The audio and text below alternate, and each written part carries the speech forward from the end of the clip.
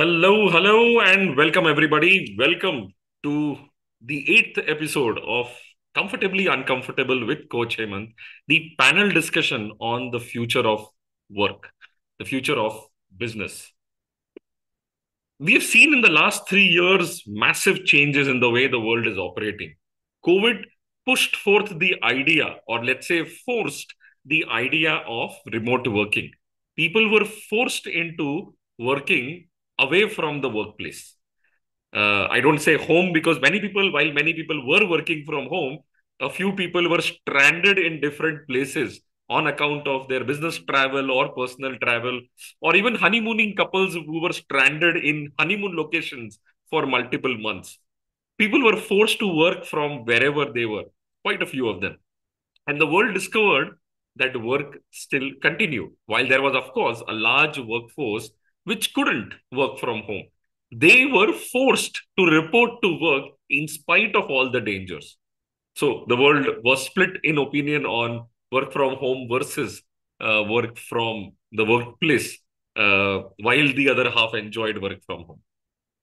Early this year, we had the hottest topic being chat gpt, and then of course there was a huge wave of many AI tools coming up for people to explore and have access to AI capabilities.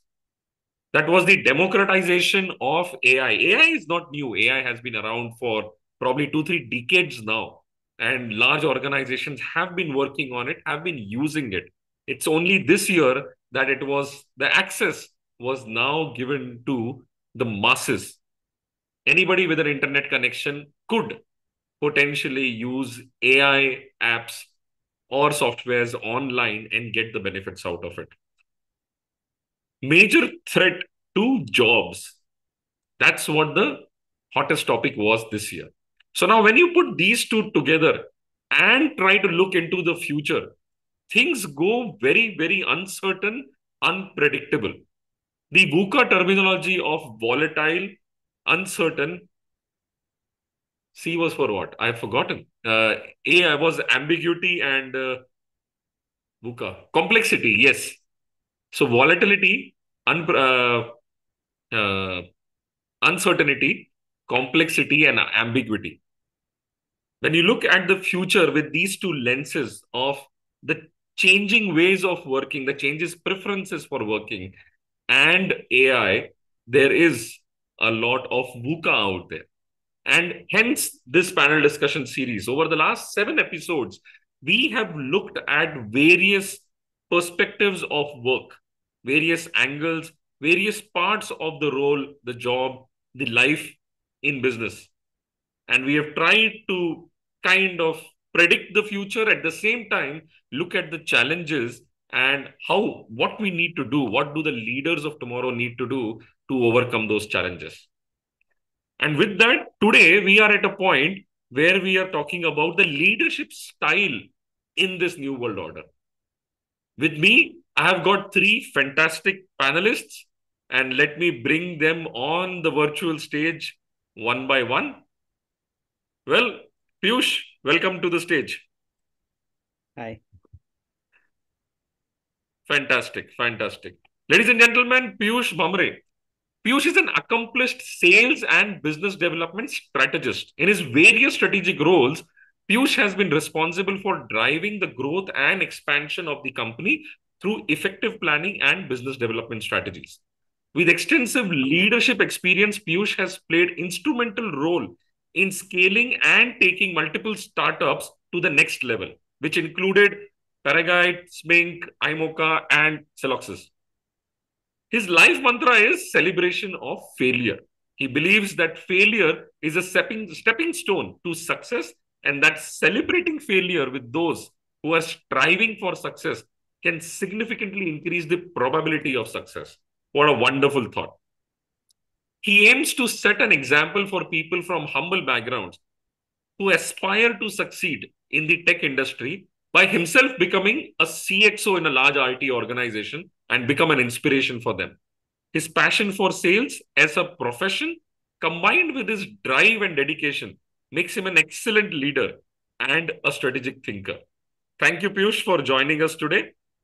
Let me My now pleasure. bring on, yeah, let me now bring on stage our next speaker, next panelist, Vaibhav.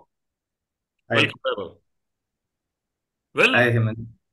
yes, Vaibhav is an engineer by education, manager by qualification, and an absolute leader by passion. He loves to work with technology and automation, experiment with new ideas, explore new opportunities. He enjoys taking on challenging projects and ensures to see its execution. Of the almost 2 decades of his experience, he has worked across various functions of operations like procurement, supply chain, manufacturing in the FMCG major, Marico, where he has spent the last 16 years. He's currently based in Ahmedabad, where he has put all his passion and challenges and love for technology to work in setting up Marico's best in class manufacturing facility.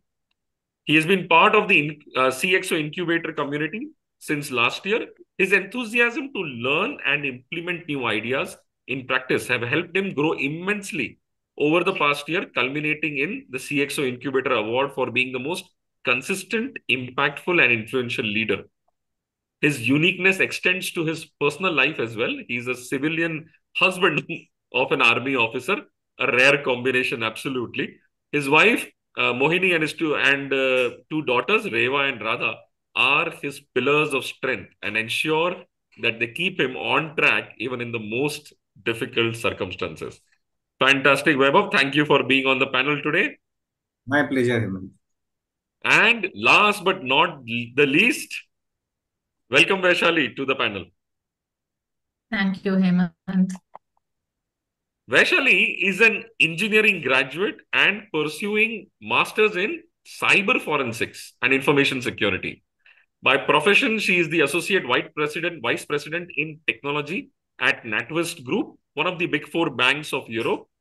She has vast experience working in digital platforms, especially on the technologies that involve customer-facing sides of the business. Her core expertise involves bridging gaps between business and technology through digital solutions. She's a public speaker, a storyteller, and a distinguished Toastmaster, and currently serves as the district chief judge for the public speaking contest at state level of Tamil Nadu. A communication coach, she has coached around 100 students from the vernacular backgrounds. Fantastic. A musings writer, she has published around 300 quotes on a digital platform called Your Quote and served as the editor in chief for the digital magazine called CAO Expresso. She's a member of the CXO incubator community and a recipient of award for networking and contribution. Thank you, Vaishali, for being on the panel today. It's my pleasure, Hemant. Yeah. Fantastic, fantastic. Great. So, our topic for today is leadership in the new age, leadership in future. With all the AI, with all the remote working and all the different perspectives that are changing around the nature of work, how does leadership need to transform? How is leadership already transforming? So that's what we are going to focus on. And I will be posing the questions to the panelists today on leadership. Thank you to all the audience members who have joined in. Thank you very much. Your being here is a motivation not just for me, but all the three panelist members.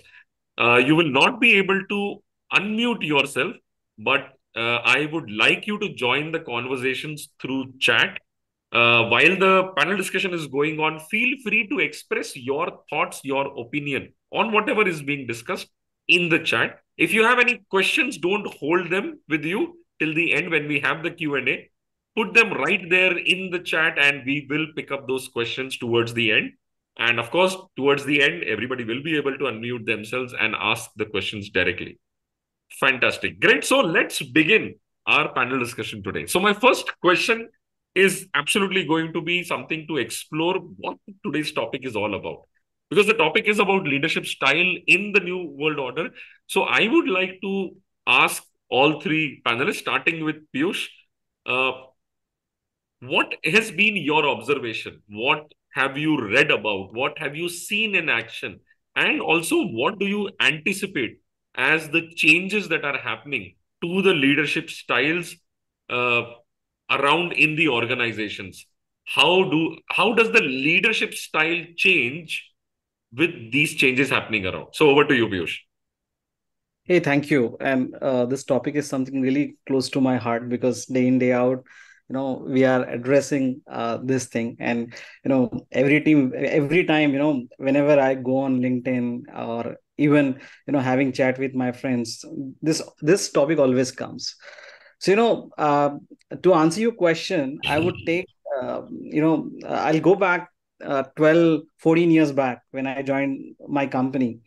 And that time, I know, I mean, it was used to be a simple login. I had to log in there and then do my whole stuff and just, finish my work, and I'm coming back to my home.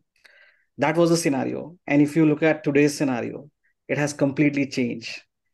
Why? Because you also mentioned a couple of things. You mentioned about the COVID, the remote work happening. Then you mentioned about the AI, and you missed on to mentioning a very important aspect, and that is the social media, which is playing the biggest role in employees life, I would say.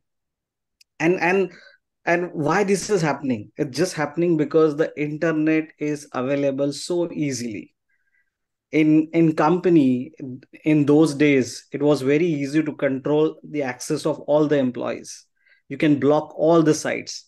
But can you imagine if that is happening today? Not possible.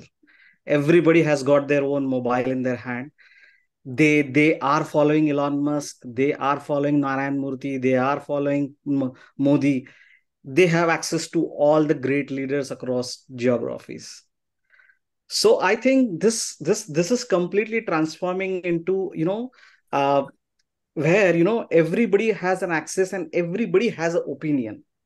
So managing these opinions of different people, especially the millennials and Gen Z, where they are very tech savvy, and plus everybody wants to associate with the purpose. They are not just here to do, everyday tasks. They are not here just to do any sort of work, just to earn salary. They are here for the purpose.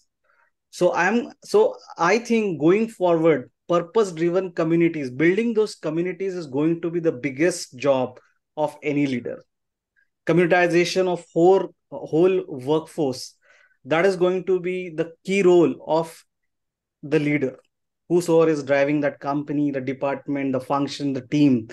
uh, Solely because the reasons that you mentioned. So this is going to be a challenge for the leadership, balancing the trade-off between, the stability and the agility, because everybody has got the access to the internets and the entire social media, and stability because they want to preserve their core values, vision, mission, and everything. So building those purpose and driving the workforce towards, that community, that is going to be the leadership style that will evolve over a period of time, and they will be only successful. That's what I think. Very true. I mean, I can agree to that. The whole concept of the community, while it is picking up now because of social media and the way communities are being created, but even if you look in the past, leadership was driving organizations through a vision statement, a mission statement. And when everybody aligned to it, it formed a community. That community was not formally organized, but it was loosely held with the thread of vision and mission. So, rightfully said, Piyush, it has now become more important that people are no longer being just driven by the paycheck and the work which is there. There is yearning to be driven by purpose. And when a leader is able to establish the purpose, the vision of the organization, it's easier for people to follow, and people are actually looking for that. So, that's definitely a significant change that is happening. And that makes the job of the leader, the CXO, even difficult, because the leadership now should be able to articulate and communicate the purpose, the vision of the Absolutely. organization. So, Absolutely. rightly said. Let's move on to Weber. Weber, your views. Thanks, Hemant, and thanks, Piyush, for sharing such a brilliant prelude where you talked about social media and the influence that it has on the leadership of people. Now, what had changed, and I was thinking about this over a period of, I mean, few months now. What had changed in last few years, and not the last 3 4 years, but what has changed is the time span of people coming together and working on something has reduced. So, earlier, so if I look at my father's generation, people worked together for 15 years, 20 years together, and they knew each other at like back of their hand. Now, initially we talked about people working for 5 years together. Now this has come down to projects, few months, even few days in some cases. Okay, so the leadership has changed where it is now no longer a designated leader. Okay, you are the leader and now you're supposed to lead. It has become a sort of situational leader. Somebody who is on the job, who is at the right spot with the right skills, has to own it up, step it up, and drive and then deliver. So as it comes in battle, the person who's there on the battlefield is the leader.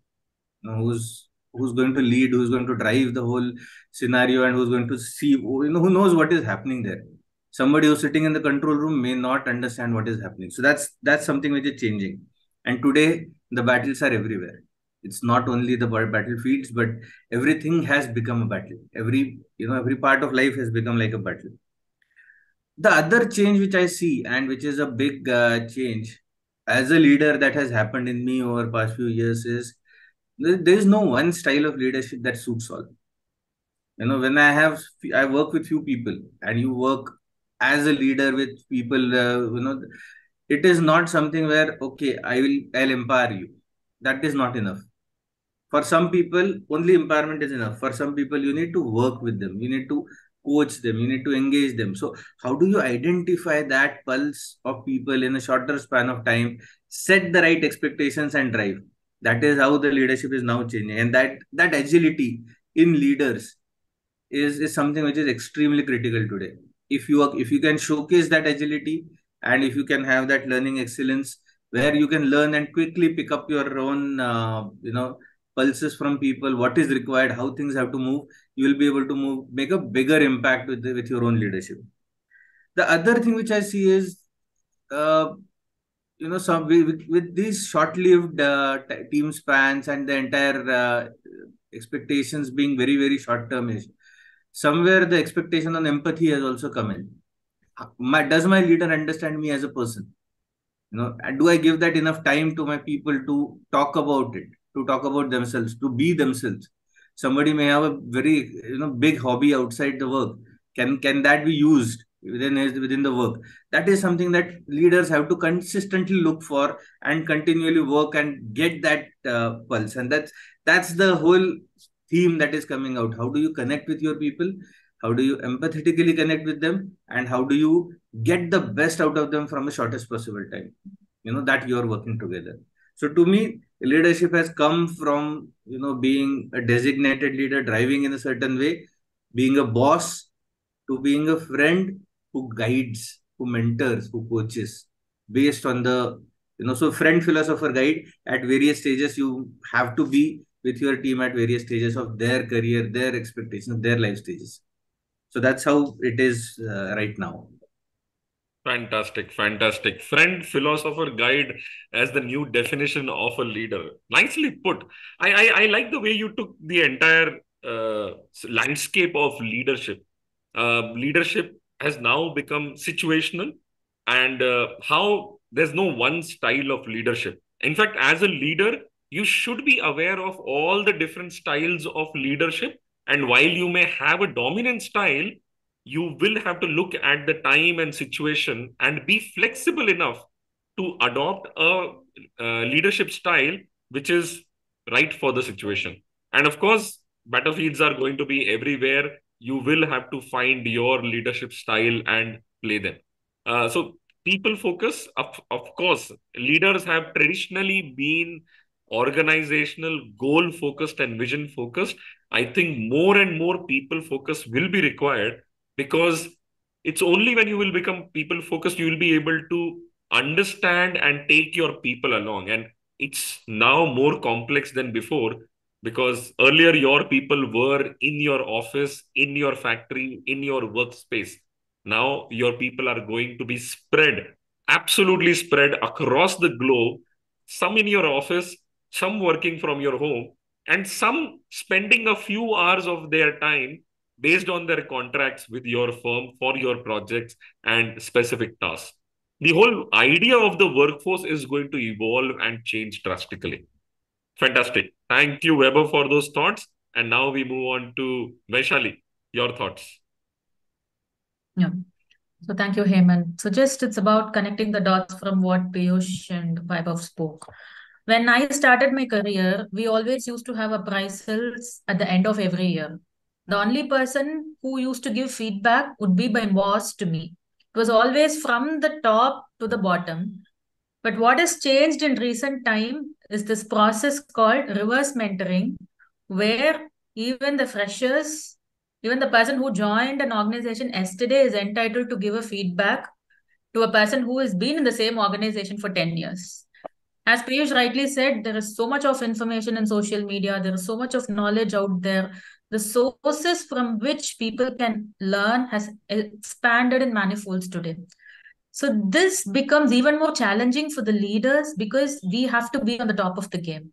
And one most and easiest way of getting that done is through working on reverse mentoring and feedback. Leaders have to be more open to feedback nowadays because now, even in my organization, we have a process called reverse mentoring where there are two things that works. One is about how many of the business unit heads that we apply to mentor them and how many people we in turn mentor the juniors. So this is becoming a benchmark nowadays. So before that, before 10 years, before 15 years, this was not in the system at all. Nobody even bothered so much about the feedback. It was all about the sustained way of working, and then getting it done. So now today's leaders, we all have to be very, very open. This is where your emotional intelligence comes into picture.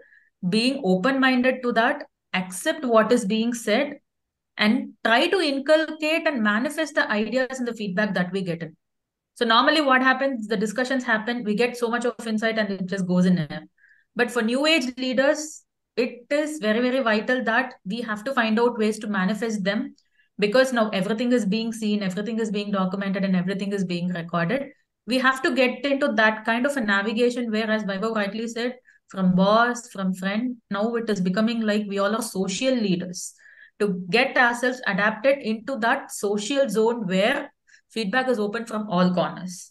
And the second thing I wanted to speak about is the way recognition is evolving. We have a new age recognition. So recognition normally happens through the increments that we get. It is not just about monetizing. Now, as Piyush said, every organization has got a media nowadays. So everyone runs face of the year, face of this organization, face of that organization. So retention is equal to recognition. If you are able to recognize people adequately, that starts reflecting in our retention. And the new age recognition is what leaders have to think. How do we differently recognize people? If we give silent appraisal that gets into the kitty, then it sits over there. But how much you expose that employee to the world, show how much they have contributed, what is their potential, and how much they have actually been instrumental is something the world wants to listen, and even the employee himself wants to pack he or she in front of the world. And the third last point is about industry leadership. Pandemic is one example where industries came along and we had this cross-functional help. Being monopoly was there at some point of time, but with the amount of technology advancements, monopoly is getting shrinked and every organization is becoming a monopoly in doing a different things within the larger umbrella of doing business. So it is for us to evolve from being an organizational leader to an industry leader.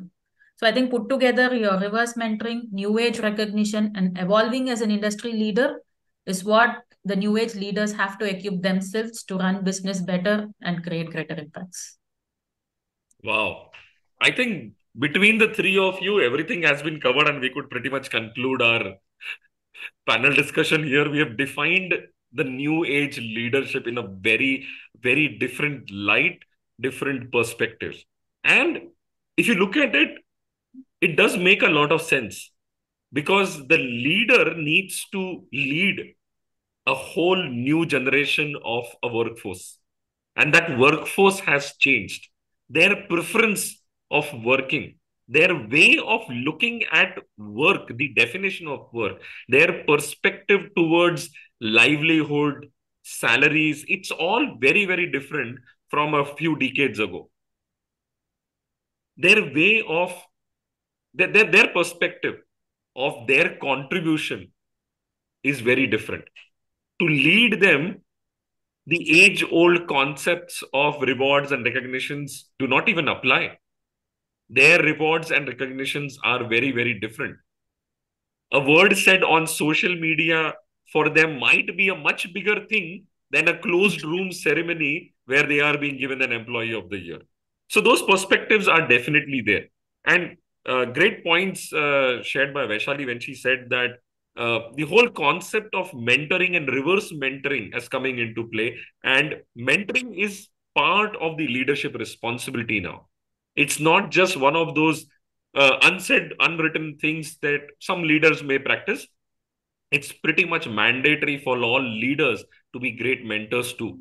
The public recognition we have talked about, and yes, very importantly, the industry leadership. You're not just a leader within your organization, but your organization needs to be a leader in the industry. So each individual leader within the organization now needs to think at that level and that scope. The scope of thought process, the thought leadership needs to expand beyond the organization. Fantastic. I think that's a great start to our conversation. We have talked about the leadership, the way the leadership itself has transformed and evolved with the changing times. A quick note to our audience once again. Will be great to hear your thoughts also on leadership perspectives in the chat, though, at this point. We'll be opening up and allowing you to unmute yourself only at the end of the panel discussion. And yes, as a quick thank you to people who are part of the panel discussion in the live audience, as well as those who are watching the recording, I would like to offer something from my end. As a coach, the most valuable thing I can offer is my time. So I'm offering 20 minutes of my time for laser sharp speed coaching. 20 minutes, which we spend on one question, one issue, or something but a singular thing where you find yourself stuck. You can book your time with me using the link as well as the QR code. The link is very simple: bit.ly/HK Speed Coach. In that 20 minutes, we don't go into introducing introductions, etc. We focus only on the subject at hand, that one thing that you would like to focus on, that one thing that you would like to resolve. I'll be posting the link in the chat so you can take it from there. And if you've already taken a screenshot or scanned the QR code, you already have the link then. Well, let's take on our conversation further. We have looked at the changing facets and perspectives of leadership, but I'm sure with all these changes, we are going to have a lot more challenges, a lot of new challenges, which the leadership is going to face. And when I talk about leadership, I'm not just talking about the organizational top leadership. I'm talking about all leaders across the organizational hierarchy. Each of those leaders are going to face very different challenges because of technology, because of the way people want to work and prefer to work. So let's spend a few minutes on understanding or trying to predict what are these new age challenges that are going to be there from leadership perspective. Once again, we start with Piyush. Your perspective on this. So whatever I am facing in my day-to-day life, the first thing that I am facing is talent management. So it's just because, the pace at which the skills are changing. So the LinkedIn report is just mentioned that 65% of the skill set is going to be obsolete in next 5 years. And that's what we are seeing, right? I mean, there's a AI, Chat GPT, and the entire content community is at B. You know?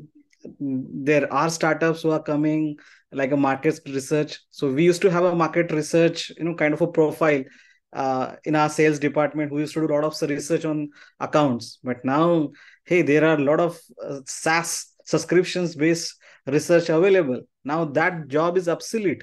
what's next, how to make them relevant. And it's not like that, that talent pool is readily available. So now because again, I'm going to the same point, because since now the skill has taken an importance, backgrounds are going back, so it is, automatically the entire world is become diversified. People, in the IT company, there are people coming from mechanical background, those, had some prior experience, but they did some course online, and now they want to try it out in IT world. Now how to adopt these people? And these people are very hungry, to prove their ass. But then if you go to the other people who said, okay, I'm the boss, I know this all. Now how to tell them? So maintaining this balance for the talent which are new, which are going to come. And then there's a, Gen Z. I mean, they have very different aspirations. They are completely purpose driven, I'm again saying. And make them, glued to that purpose, and imbibe that again and again, uh, in a different way, so that they are relevant to the job, they are interested in job. Because every now and then Elon Musk is coming and saying something else, Kunal Shah is coming and saying something else, so that distracts them from what we are coaching, what we are mentoring in our, in our company's premise or in our company's environment. So talent management, retaining the talent and making them upskilled with what is expected, that is going to be the big challenge that I see. Very true, very true. That's going to be definitely a big challenge. Uh, I mean, as you rightly said, the way the whole talent pool is changing, the way the whole, how do we put it? The way we perceive talent, the kind of talent which is required on the ground for jobs to be done is changing. In fact, the jobs to be done are changing. You said 65% skills will become obsolete. Now, that's not just 65% of skills becoming obsolete, that is 65% of jobs transforming so significantly that those skills are no longer required. I mean, once you look behind what's behind that statement, it is scary. And now, I mean, just last month, I was doing a session for the Gen Z, whom you mentioned, uh, because there was a survey which was done with the Gen Z, and a very simple question was asked: how many of you think? Do you think that your jobs will be at threat because of AI? And 95% of them said yes. So we had this session with quite a few members of the Gen Z, and we put the recording out to institutions that yes, jobs will transform, jobs will change. Some of the jobs will disappear and new ones will appear. And that's what has been happening for ages now. The industrial revolution, the manufacturing revolution that we saw, then we saw the service revolution, now we saw the IT revolution, and now we have just about seeing the start of the AI revolution. Each of these revolutions, which we have already seen in the past 50 to 100 years, each one of them reduced a large number of jobs. But then other jobs came up. People had to skill up to new perspectives, new jobs, new skills. And yes, there were new jobs for those skills. So, absolutely interesting perspective, I would say. But yes, that is the reality. And managing these workforce who is coming with completely new perspectives, new ideas. And sometimes they are also being swept away by a lot of the media talk. Managing that also is going to be a pretty big pain as well as a challenge for the leaders of tomorrow.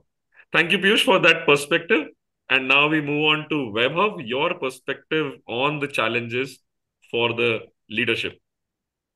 So, so there's a feeling, and social media actually puts that feeling of FOMO, fear of missing out in people. Now, the challenge is we are, say, a Gen X company in the Gen Z world. Ultimately, what we do is an old school, making the products, delivering those products, and making them reach to the people. And if you look at it, these jobs are not going to go away. The products are required for people. You are going to use a soap every day. The nature will change. You will move from a solid soap to a liquid soap and a body wash or doing something different, but you are still going to require your products.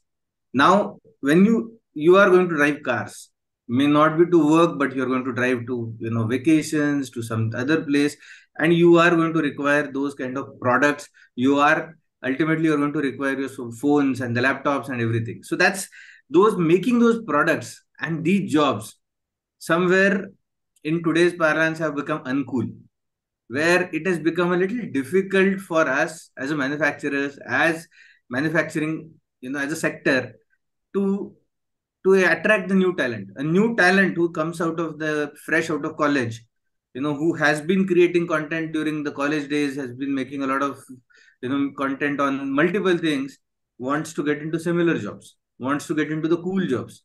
And as a manufacturing talent today, for manufacturing talent, we are not competing with companies within India, within our areas of work.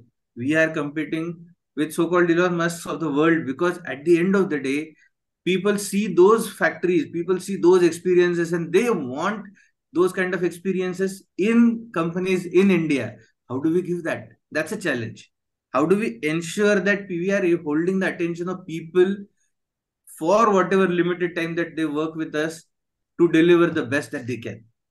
And that, to me, is the big challenge. uh, Piyush talked about the change of roles, change of skills. I see that, as IoT has happened, industrial revolution has happened, the 4.0 has come in, a lot of things are changing. But where are the people who will manage it? Where are the skills who are going to, where are the people who are going to get upskilled to design those systems, run them, and maintain them, and improve on them? So that mindset, that skills, how as a leader, how do you develop that hunger in people to grow, to drive, is going to be the key to success. So that's a challenge, and that's a very big challenge which is facing the manufacturing sector today.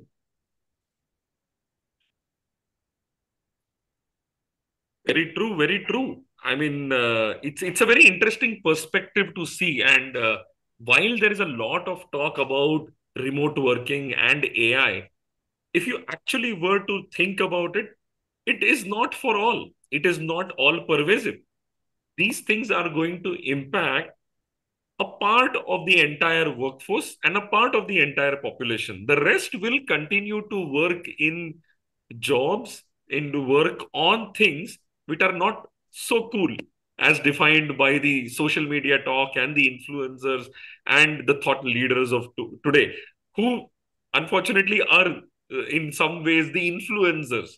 Today, the influencers have become the new thought leaders, seeding a lot of conversations and hot topics, things that go viral but may not be all pervasive. So there is a balance required. And as you rightly said, it is going to be a challenge to attract the best of talent to these jobs, which are no longer considered as cool. So definitely a big challenge for the leaders.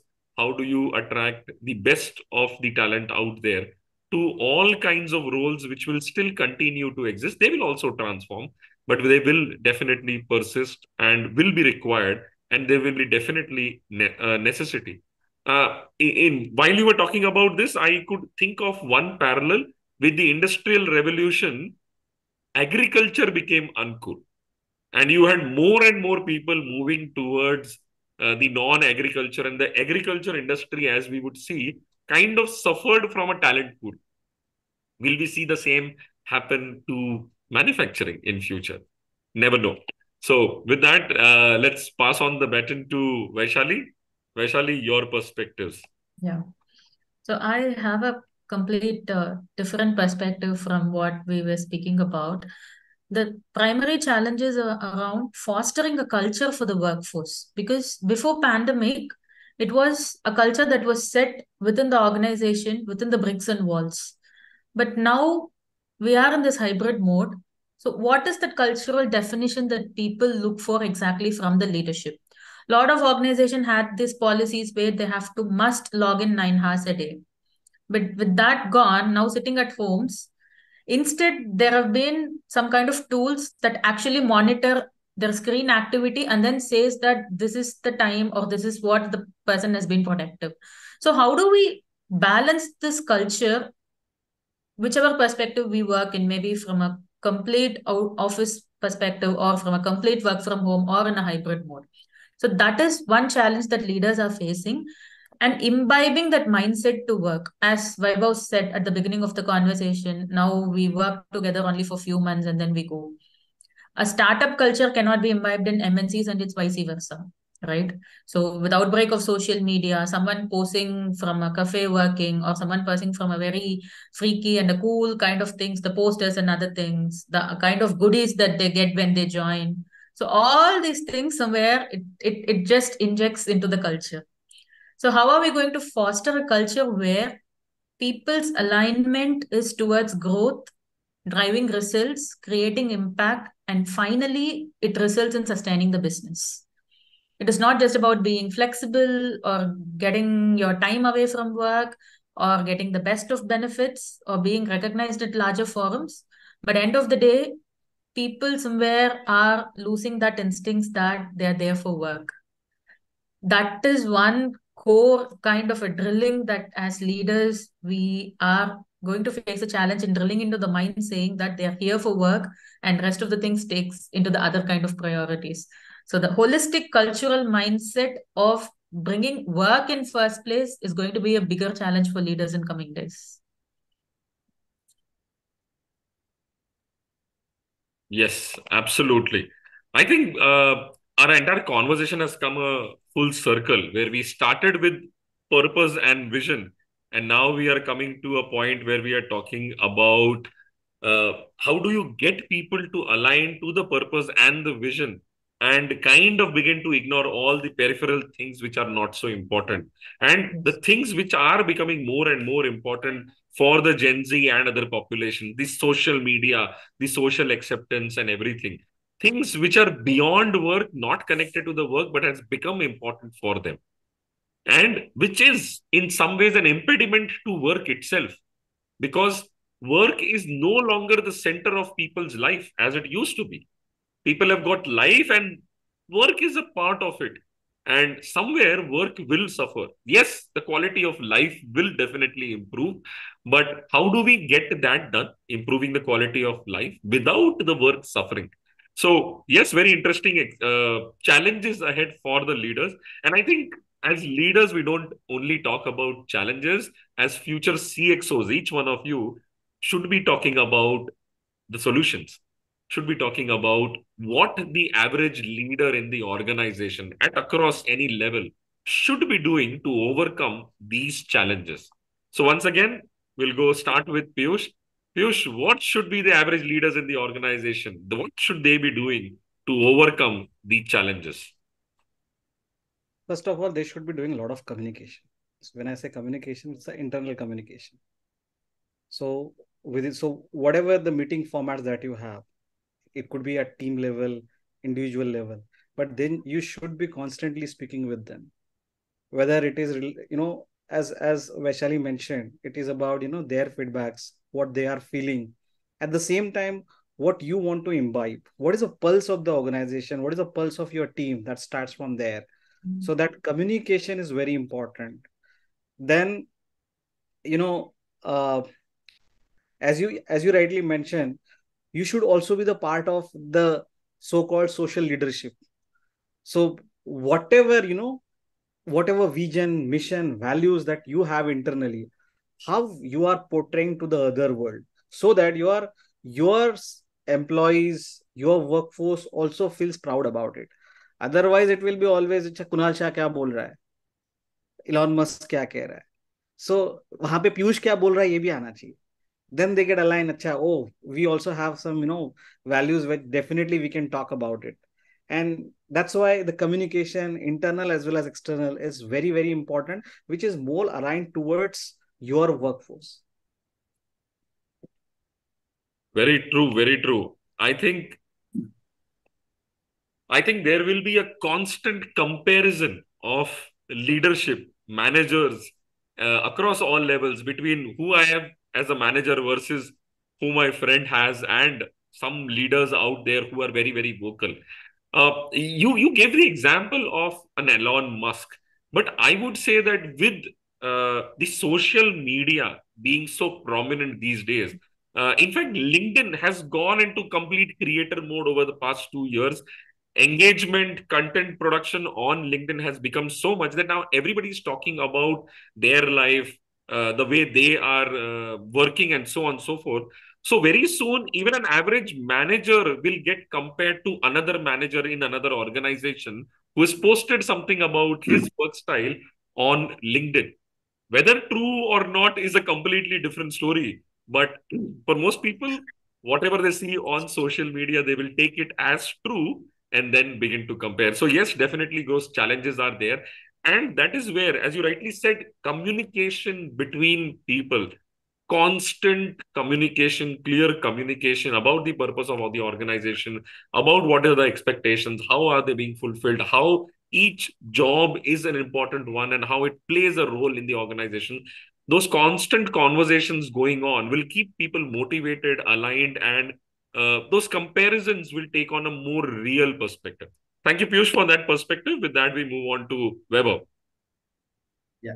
So, as Piyush said, communication is the key. I'll take it a little further. Internal communication, yes, a lot of it is required today. When we take it, earlier again, I'll compare, say, 15 years back. We used to be told, okay, this is our vision, this is our mission, this is the organization vision, this is the mission, and this is where we are going. Now, we also have to tell why. Why are we doing this? How the action that we are now going to take, the project that we are going to undertake, aligns itself with the organization mission. Today, people ask, if we are looking at doing XYZ and this is ABC, then why are we doing this? We should go something which is doing XYZ. And that's a question that gets asked at every level of leader. And that's a challenge. Now, the solution to this is, while we communicate why and we do external communications, whichever way we talk on LinkedIn, as you said, you know what, I'll define it in a single phrase as make your own tribe.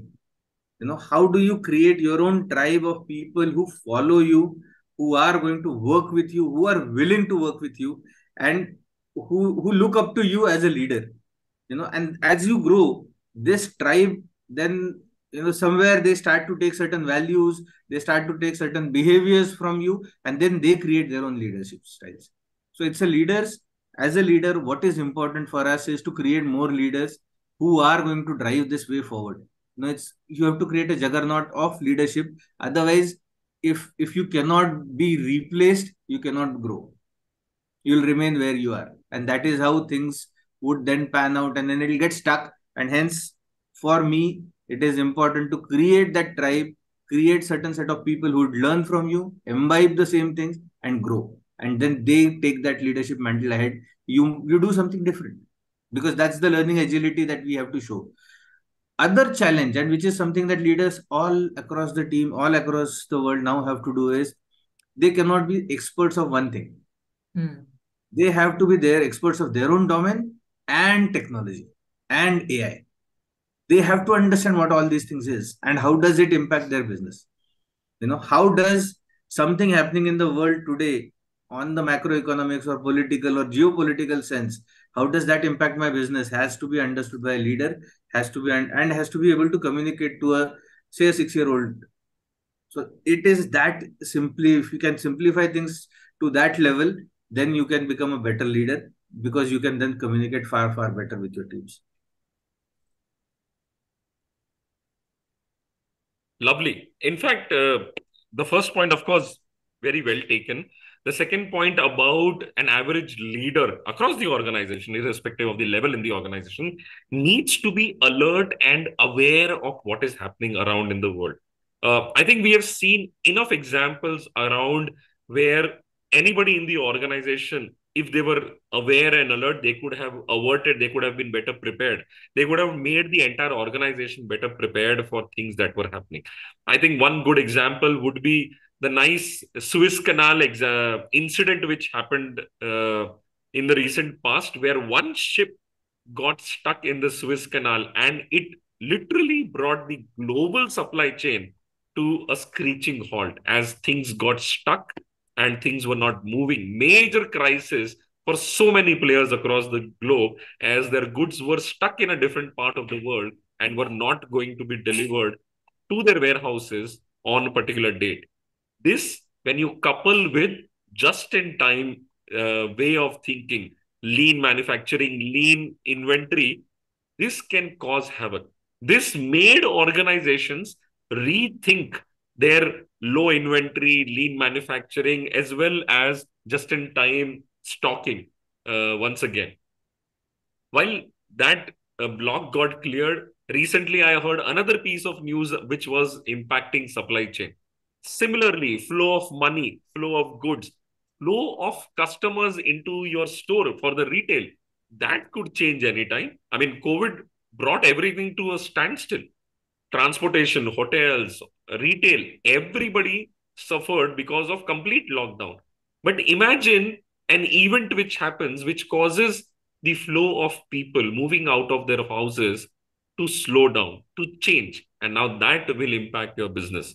As a leader in the organization, irrespective of, once again, irrespective of your level, whether you are in planning, supply chain, finance, if you are alert and aware of these micro changes, macro changes happening around, you will be able to alert the overall organization to those changes and even prepare for those changes. So, fantastic point, Vaibhav. These being alert, aware, and connecting to people and managing those people is definitely going to be the way to manage the challenges.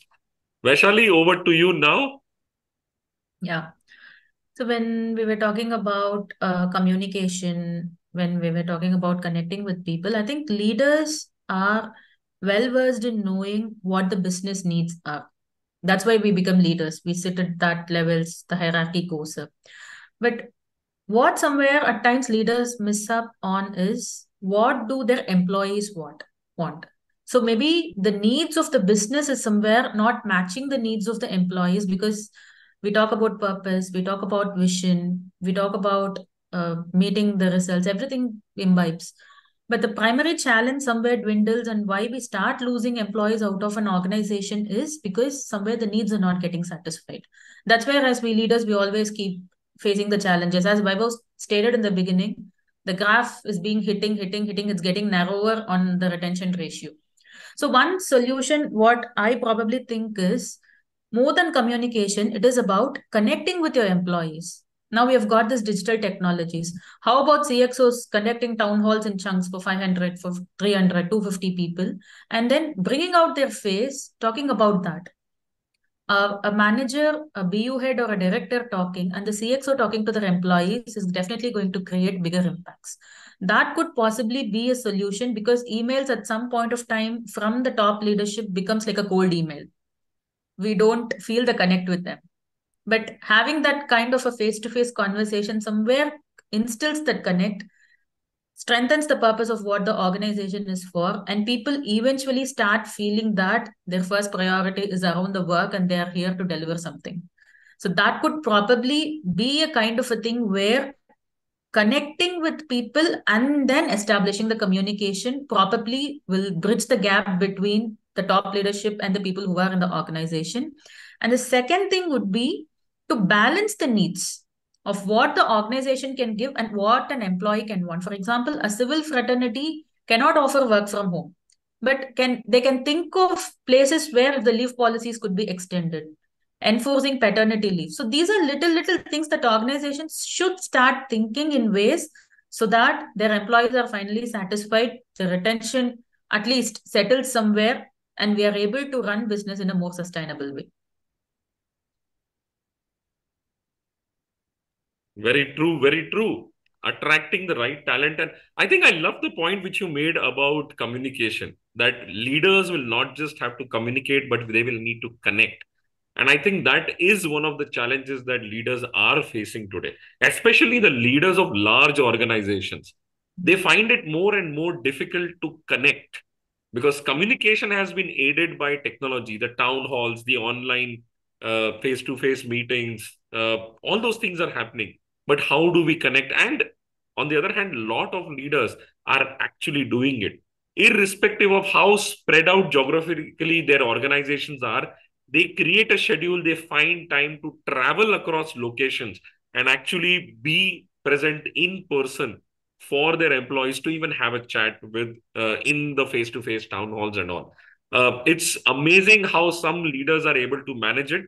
At the same time, it is amazing how some leaders are completely ignoring that and relying on their once in a quarter, once in 6 months town hall done from their desk and think that their role of communicating is done. So, very rightly pointed out. Fantastic. I would say we have come to a good point in the whole conversation today where we have looked at all the different facets, I mean, some of the different facets of how leadership is changing, how the leaders of tomorrow have a new set of challenges, and how they can, in some ways, at least overcome those challenges. So, fantastic conversations. Thank you, Vaishali, Vaibhav, Piyush, for those great insights into leadership. And thank you all the others, Vrishal, Mandar, Nikhil, Praveen, Vinod, and Madhulika for joining us. We had one comment in the chat from Mandar, and I think it's a beautiful one, so I will read it out. As a leader, you are constantly pulled into many things, various things that drain you out mentally. And then how effectively you manage your thoughts determines how you hold and radiate your energy. So I'm sure many of us will resonate with that, that there are so many things which are draining out our energy. And then, of course, in spite of that, we are being expected to be the rock star managers that we are. I feel team members do look up to leaders to derive this energy. For example, presence of a leader in the office makes a difference in the performance of the teams. Yes, a very relevant point in this age of a preference for work from home. I see people talking about being in office makes a difference. In fact, just today, I saw a LinkedIn post made by the LinkedIn news team where the younger workforce, and now remember, this is the younger workforce complaining that they are not getting access to the seniors because they are not in office. They want some guidance and they don't have somebody to walk up to and have a chat with. All they can do is have scheduled meetings which become very formal, but they are lacking those informal conversations or a direct face-to-face conversation where they can seek help and guidance. Mandar is saying, so what are the possible tools? What is that thing which can help you manage and maintain 24 by 7, your energy which you can pass on to people you meet and deal with, and so that you can be best out of them? How do leaders insulate their internal mental chaos and radiate energy? Now, that's going to be very, very difficult, Mandar. Uh, I don't know, Vaishali, Vaibhav, Piyush, do you have any thoughts of how do leaders maintain their energy and pass it on to people around them? Who'd So like to take it? Yes, Vaishali. Yeah, so that's where emotional intelligence comes into play, where we talk a lot about it. So it's something that's very kind of a deep and other things. See, when we talk about leadership, we talk about skills, we talk about knowledge. The one thing is about developing that mental abilities and mentally prioritizing of how you exhibit that thing. So this is where the first step that starts with respond and do not react. One thing that we always keep reading on social media. So a step by step of a process to get into that. And there are other kind of lot of trainings, lot of coaching, and all leaders somewhere at some point of time we get into coaches because we have to build that kind of emotional intelligence where we would be able to maintain that balance and, as he correctly said, manage your internal mental chores and radiate energy. It is that it's just like you're breathing. You inhale oxygen and exhale carbon dioxide. So you have to, how much ever be the problems, you have to inhale them and exhibit energy and positivity. So that is how the process goes. Absolutely, absolutely. So, anybody else? Vaibhav, Piyush, on the same? I just wanted to add a simple point here. Being genuine and being genuinely curious is what would drive. So, be that inner child in you, let it remain, ask questions, and then be genuine. Even if you feel that there is something which is happening, bothering you from inside, Let it be seen, because people today want to see the human side of you. They don't want to, they don't want to see a best leader. So they feel he's inhuman. Okay. Let that be there, that you are human. You also feel certain pressures. Acknowledge that and then accept it and then move ahead. That will make a far bigger impression on the team to drive that point across. Absolutely. Absolutely. Fantastic. Piyush? I always say avoid Bombay Times, only focus on Times of India.